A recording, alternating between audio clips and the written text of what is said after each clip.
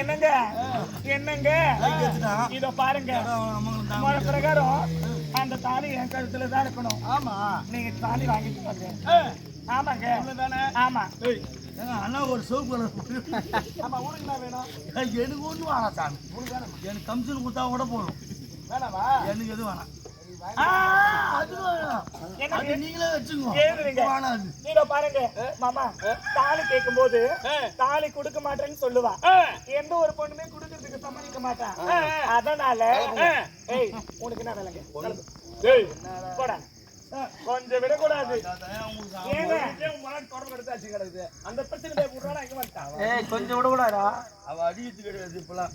ஒதுக்கிறாளா? என்னங்க தாலி கேட்டா தாலி கொடுக்க மாட்டேன்னு சொல்லுவா. அப்படி விட்டுட்டு போறீங்க. என்னடி சொல்ற? கோவத்துல அடிச்சிருக்கிற போறியா?